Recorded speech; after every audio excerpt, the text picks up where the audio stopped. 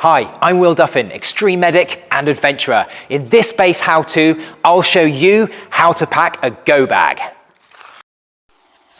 Here's a suggested go bag kit list for the essentialists among you. The last thing you want when things go south on you is to be cold and hungry. So my first thing on the list is a thermal blanket so I can get warm, and some snacks. I've got a Kit Kat, and I've got some just sugar tablets to give me that boost.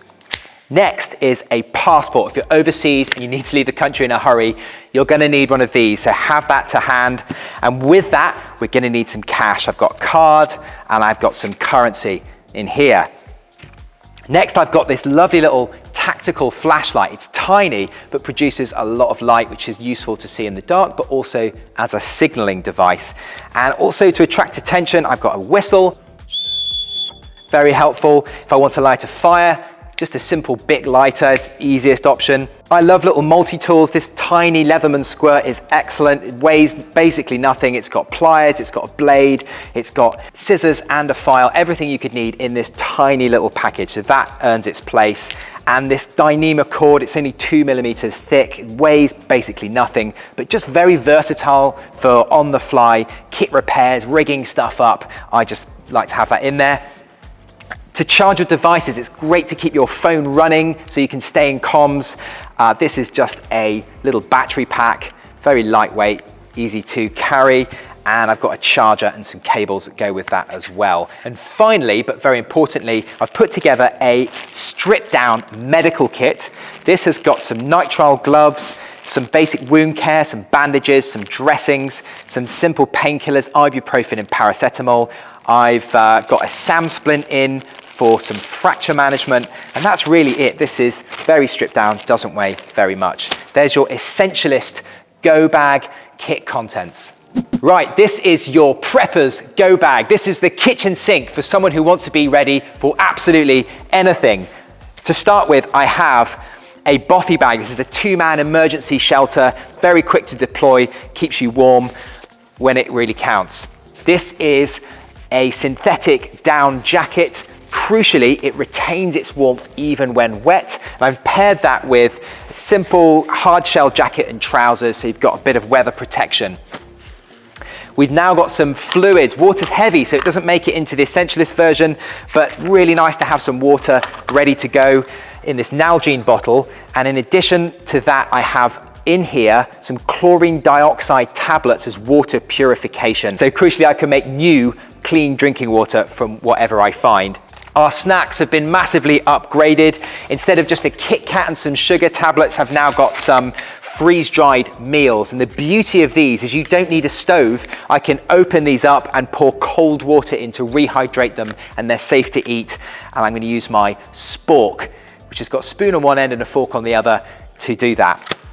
In addition to that, I've got some energy gels here and some coffee beans. These is just raw coffee beans. If you chew on these, it just gives you an incredible boost. I got this from adventure racing. All the adventure racers eat raw coffee beans, works a treat. This section's all about repairing and making stuff. I've upgraded my Dyneema cord to full beefier paracord. I've got some gaffer tape or duct tape, a million uses for that. I've also got some zip ties. There ain't nothing you can't fix with zip ties. And instead of a tiny Leatherman squirt, I've now got a Skeletal, which has got beefier pliers. It's got a proper blade on it and a bit driver with a Phillips and a flathead screwdriver on there. This is the prepper's version. So for fire lighting, there's no Bic lighter. This time I've got an old school Firestone. And for tinder, I'm using tampon and this paraffin fire lighter. It can be really helpful to be able to take notes and write things down. Here is a Write in the Rain all-weather notepad and a Write in the Rain pen. This is essential for me as a medic so that I can keep contemporaneous notes of what's going on, noting down the patient condition and progress, and then it helps me when it comes to handing over the patient at the other end. Instead of our tactical flashlight, this time we've upgraded to a full head torch and a spare battery.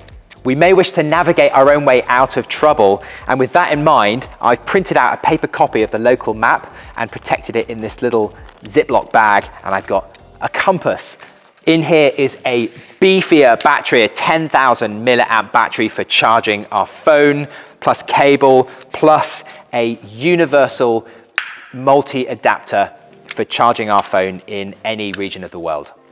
This medical kit is beefier and more capable. It's housed in this rugged and waterproof Pelly-style case.